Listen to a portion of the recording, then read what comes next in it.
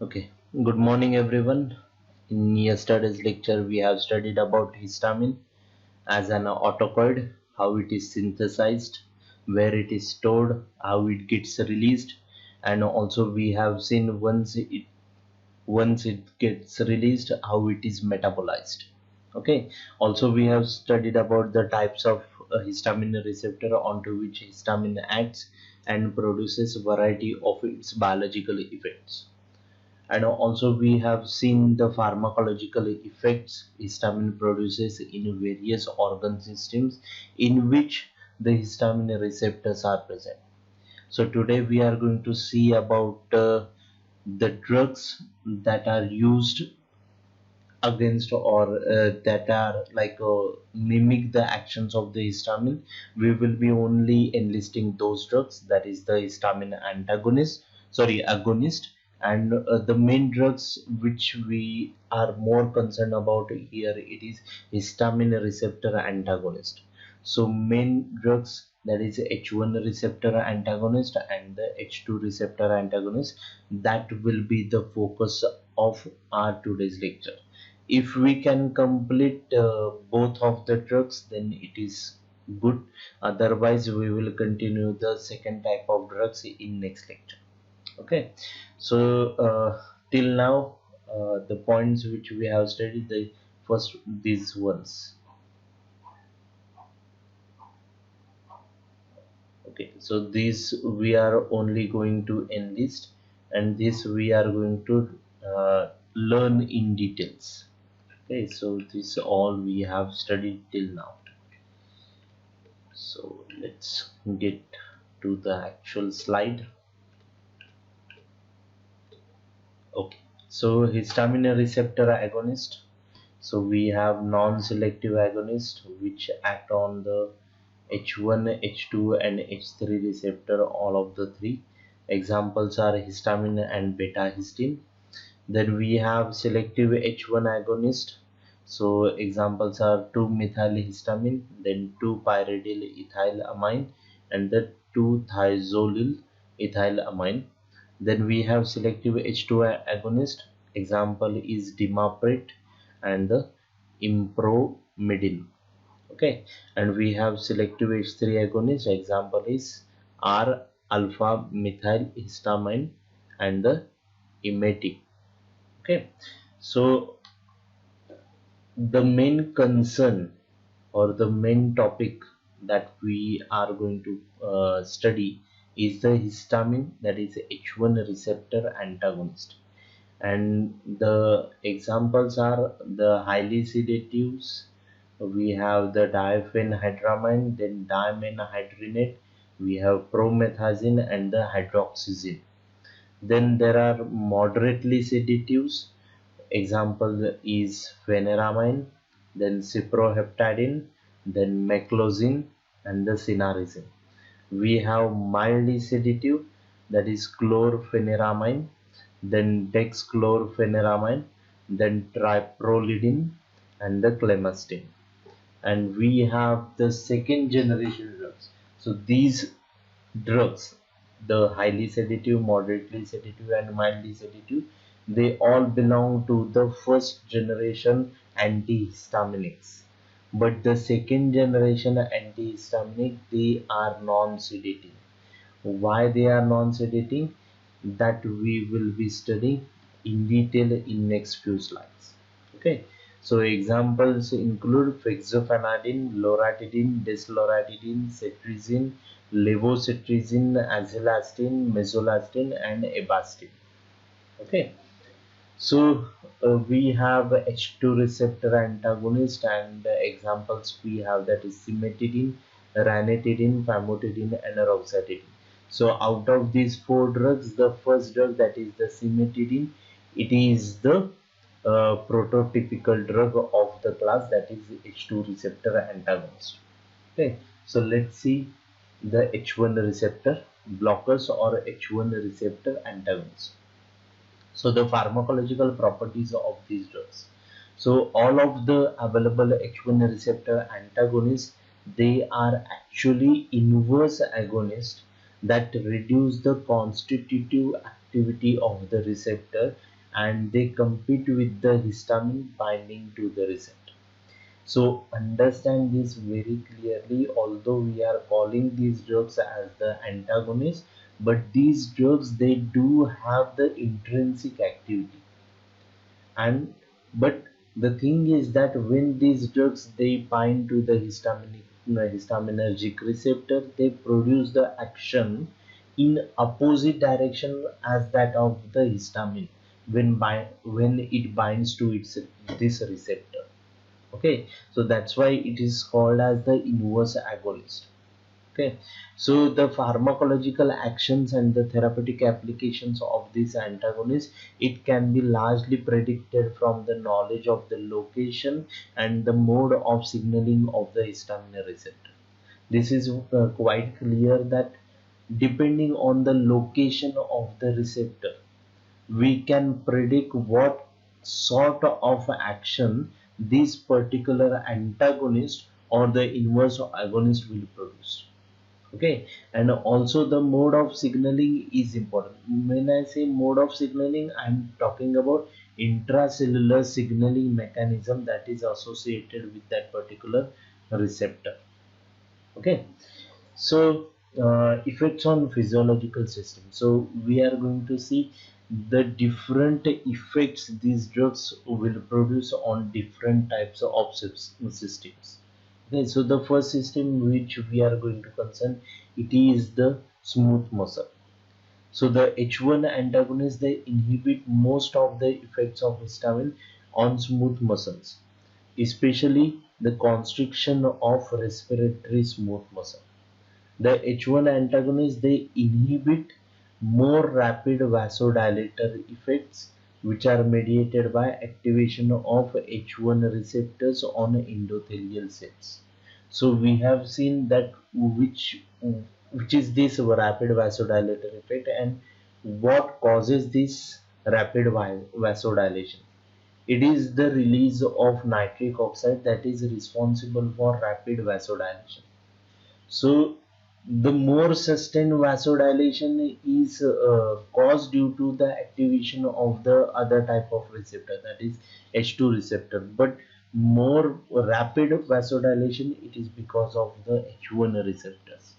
Okay, so it this rapid vasodilation, it can happen at the lower doses of the histamine, and it is blocked by the H1 antagonist.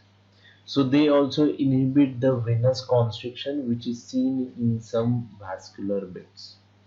Okay. So next we have physiological system, that is capillary permeability. We have seen that histamine increases this capillary permeability, and the H1 receptor antagonists, they strongly block the increased capillary permeability, and thus they prevent the formation of edema, and also they prevent the wheal which is caused by histamine. Okay, so whatever sequences that they follow once there is increase in capillary permeability, that is all inhibited by this H1 receptor antagonist. Then next we have the flare and itch. Okay, so H1 antagonists, they suppress action of histamine on nerve endings, which include the flare component of the triple response, and also the itching which is caused by intradermal injection. Understand one thing, that histamine, when it interacts with the nerve endings in the epidermis, it causes the flare, and when it interacts with the nerve endings in the dermis, it causes the itch. And both of these effects, or both of these actions of the histamine in the epidermis and the dermis, they are inhibited by the H1 receptor antagonist drugs. Okay, so next physiological system, we have the exocrine glands. So the H1 antagonists, they do not suppress gastric secretion, so they don't have any effect on the gastric acid secretion. The reason is quite clear, because the glands that secrete the gastric acid, they have the H2 receptors on it. H1 receptors may also be present, but the dominant effect is of H2 receptors. So that's why H1 antagonists, they don't have any effect on the gastric acid secretion. However, the anti-muscarinic properties of many H1 antagonists, it may contribute to the lessened secretion of cholinergically innervated glands and thus reduce ongoing secretion in, for example, the respiratory tree. Okay, so it is usually observed that although these drugs we call it as antihistaminic, but they also have anti-muscarinic properties. And when these drugs have anti-muscarinic properties, whatever uh, secretions that are stimulated by the acetylcholine, these secretions are inhibited by these particular histaminergic blockers also. Okay, so that's how these drugs, they block the secretions in certain regions like in the respiratory tract. Okay, so next we have the immediate hypersensitivity reactions, which include the anaphylaxis and the allergy.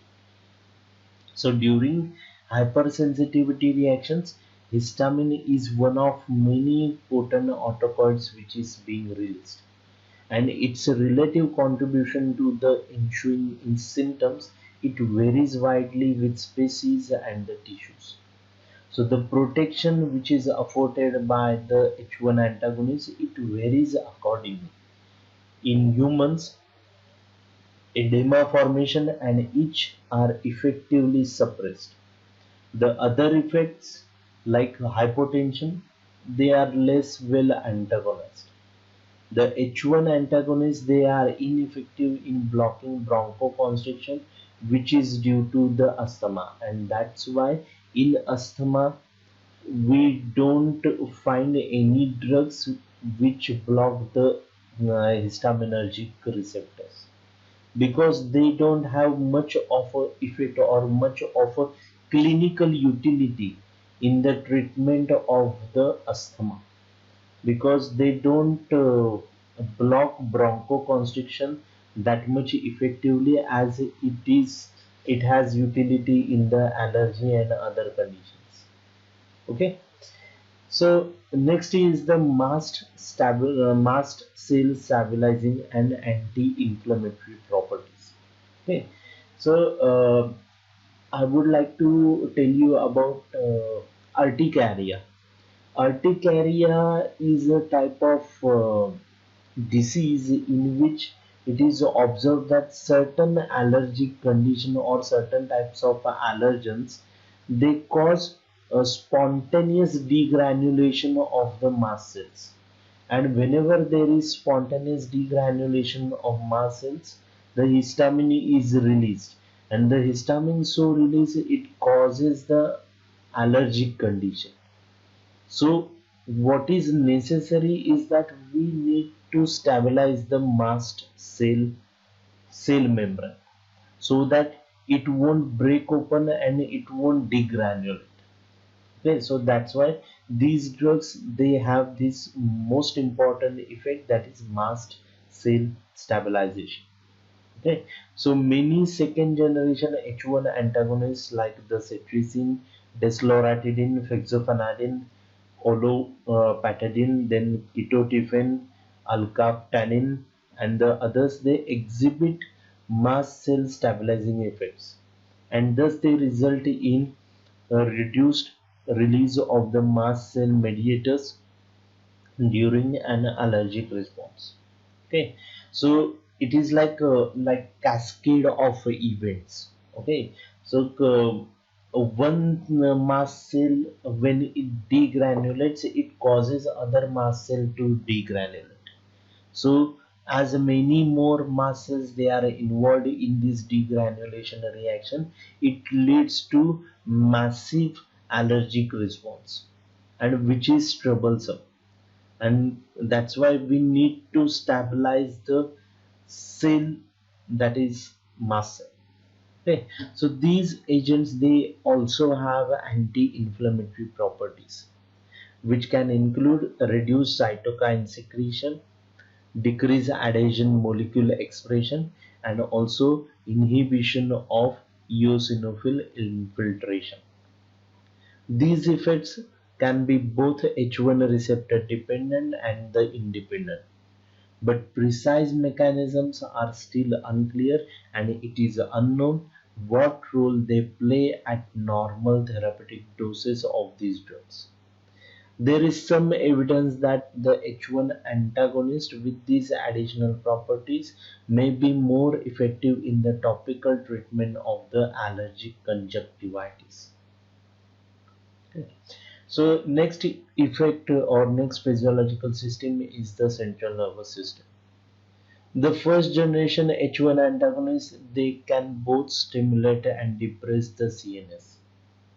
Stimulation occasionally is encountered in patients given conventional doses. The patients become restless, nervous, and they are unable to sleep. The central excitation also is a striking feature of the overdose, which commonly results in convulsions, particularly in infants. So central depression, on the other hand, usually accompanies therapeutic doses of older H1 antagonists. Diminished alertness, slowed reaction times, and somnolence are common manifestations of the central depression. Patients vary in their susceptibility and responses to individual drugs.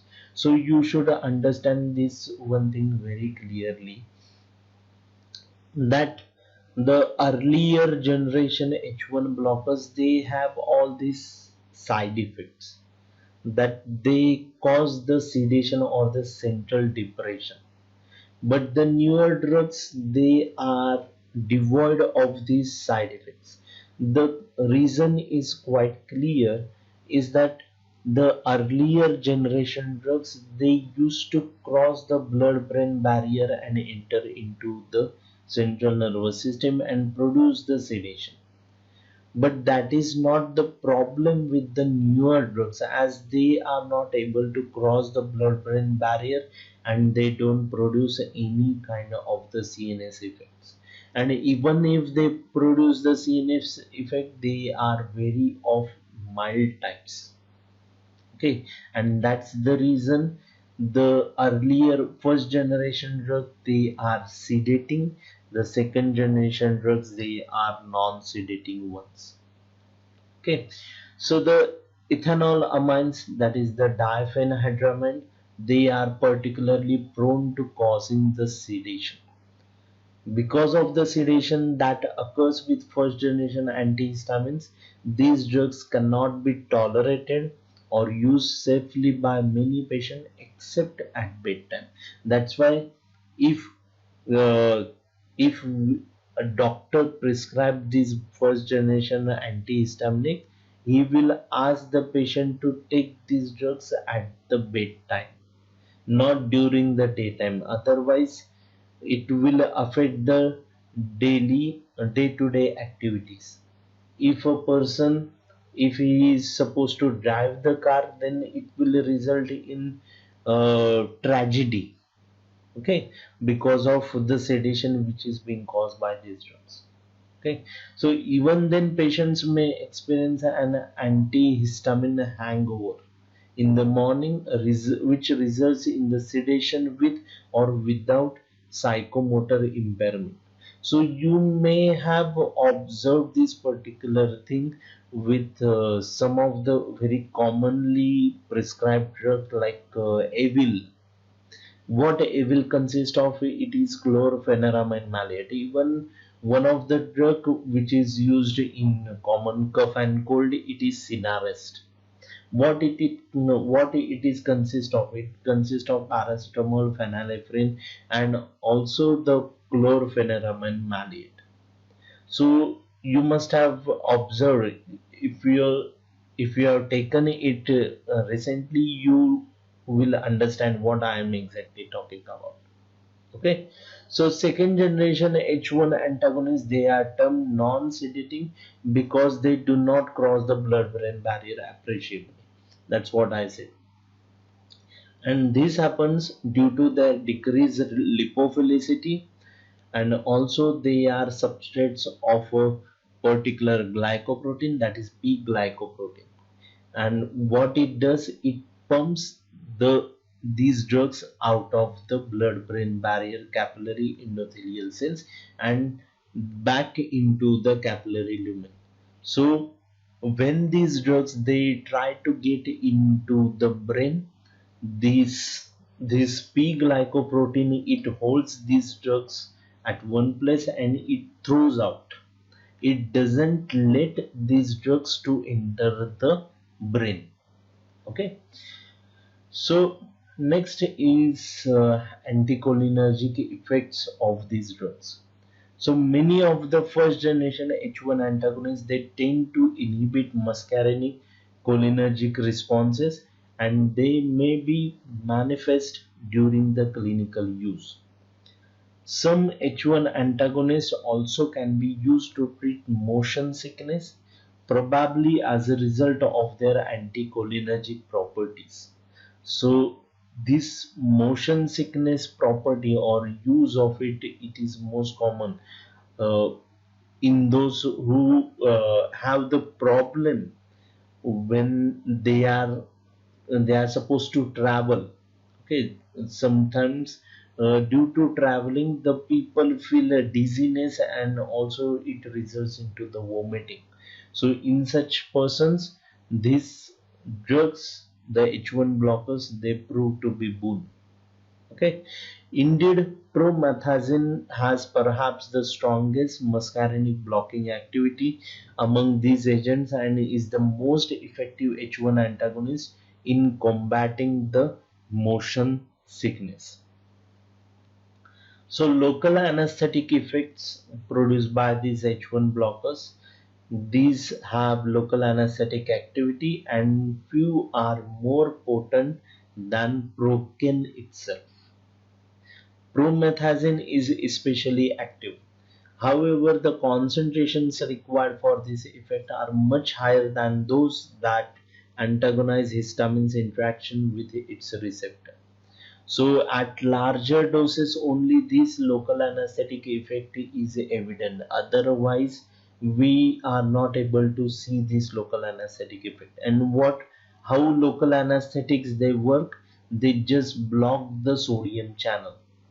Okay, as they block the sodium channel, they block the conduction of the nerve impulse from the periphery to the central nervous system, and thereby they block the nerve impulse which carry the sensation of pain from the periphery to the central nervous system. And that's why when local anesthetic is applied locally, it only, and if you proceed with a small surgical procedure, then you won't feel any pain at that particular region.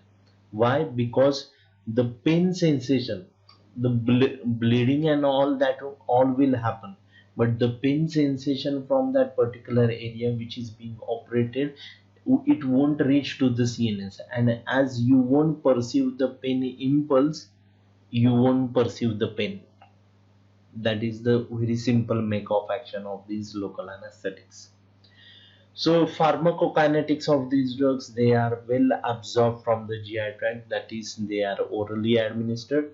So the peak plasma concentration, they are achieved in 1 to 3 hours and effects usually last 4 to 6 hours for first generation agents. However, some of the drugs are much longer acting, as are most second generation H1 antagonists. These agents are distributed widely throughout the body, including the CNS for the first generation agents. All first generation agents and the most second generation H1 antagonists, they are metabolized by the CYP enzymes, that is the phase 1 reaction, and little, if any, is excreted unchanged in the urine. Most appear there as metabolites. So the therapeutic uses of the H1 blocker, they include in allergic diseases like rhinitis, urticaria and conjunctivitis. Then also it can be used in common cold. We commonly take the cetirizine for this purpose. Then motion sickness, vertigo and sedation. Promethazine is the most effective drug for the motion sickness. Then in Meniere's disease, we use diamine hydrinate and the meclizine. Then nausea and vomiting, which is subsequent to the chemotherapy or the radiation therapy for malignancies, we use promethazine. Then the extrapyramidal side effects which we observe with the use of antipsychotics, we have to use the diphenhydramine. Then anxiolytic drug we can use hydroxyzine. Then for the treatment of insomnia we can use diphenhydramine. Okay, so adverse effect, they include the most frequent side effect of generation 1 H1 antagonist is the sedation. The concurrent ingestion of the alcohol or other CNS depressant, it produces an addictive effect that impairs the motor skills. The other untoward central action, they include dizziness, tinnitus, lassitude, incoordination, fatigue, blurred vision, diplopia, euphoria, nervousness, insomnia, and tremors. Other potential side effects, they include the loss of appetite, nausea, vomiting, epigastric distress, constipation or diarrhea, and it may be reduced by taking drugs with meals. Okay. So H1 antagonists such as cyproheptadine, it may increase appetite and cause weight gain.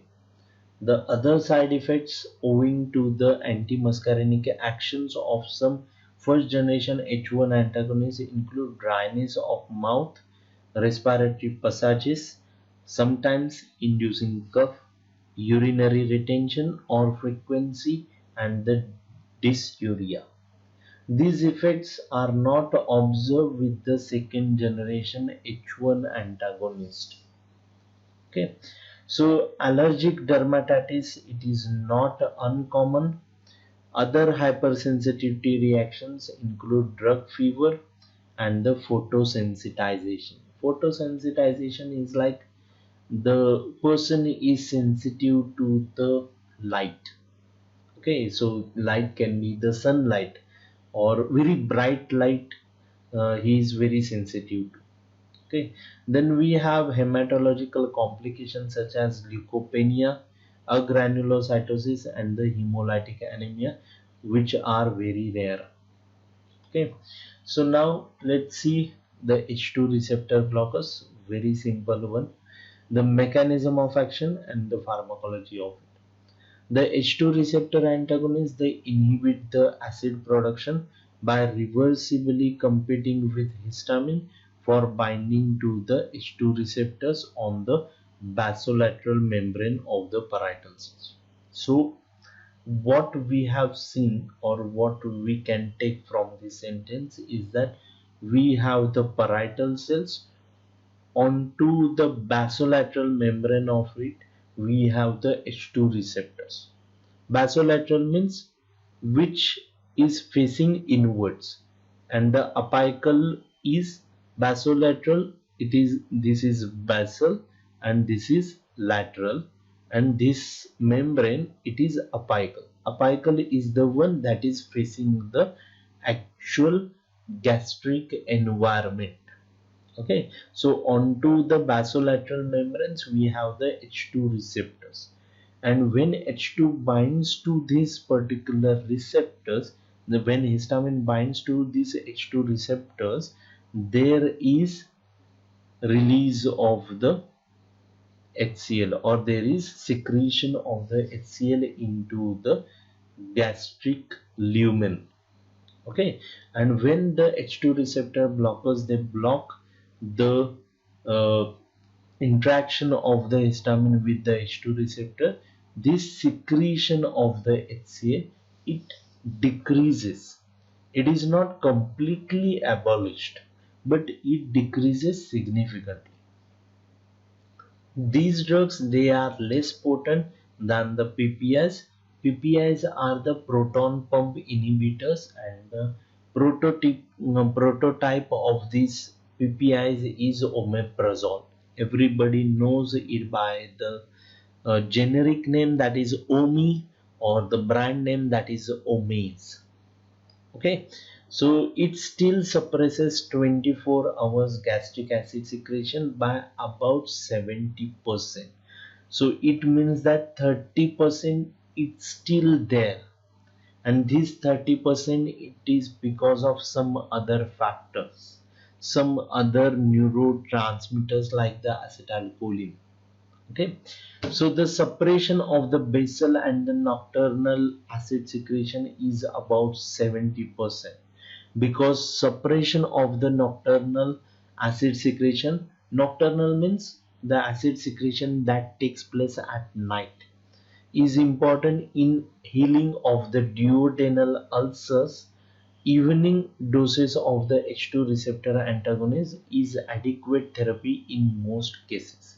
So if the peptic ulcer is of type duodenal ulcers, then these H2 receptor antagonists, they find their use, as these uh, particular drugs, they decrease the nocturnal acid secretion, and by decreasing the nocturnal acid secretion, they cause they relieve the pain which is associated with the duodenal ulcers due to the nocturnal acid secretion. So the pharmacokinetics, the H2 receptor antagonists, they are rapidly absorbed after oral administration with peak serum concentration within 1 to 3 hours. Absorption may be enhanced by food or decreased by antacids, but these effects probably are unimportant clinically. Therapeutic levels are achieved rapidly after intravenous dosing and are maintained for 4 to 5 hours in case of cimetidine. In case of ranitidine, it is 6 to 8 hours, and in case of famotidine, it is 10 to 12 hours. So the T half values of these agents after oral administration in adults, they range from the 1 to 3.5 hours. The cimetidine clearance is faster in children, and thus reducing its T half by about 30%. So only a small fraction of these drugs is protein bound. That's why the T half values are also so low. The kidney excrete these drugs and their metabolites by filtration and renal tubular secretion, and it is important to reduce drug doses in patients with decreased creatinine clearance. So we have to adjust the dose if the patients who are suffering from the kidney disorder, we have to reduce the dose. So the therapeutic uses, the major therapeutic indication for the H2 receptor antagonists are to promote healing of the gastric and duodenal ulcers, to treat uncomplicated GERD, and to prevent the occurrence of stress ulcers. So the adverse reactions include, they are generally well tolerated with low incidence of the adverse effects. The side effects, if are any, they are minor, and they include diarrhea, headache, drowsiness, fatigue, muscular pain, and constipation. The less common side effects include those affecting the CNS, that include confusion, delirium, hallucination, slurred speech, and the headaches. It occurs primarily with intravenous administration of the drugs or in elderly subjects. Okay, so with this we have finished with the drugs that act onto the histaminergic receptors, and the main drugs which we have studied, that is H1 receptor blockers, which are used in treatment of allergies, and H2 receptor blockers, which are used in treatment of peptic ulcer disease. Okay, so with this I will finish my lecture, and I can say that's all with the chapter, that is histamine as an autocoid. Thank you.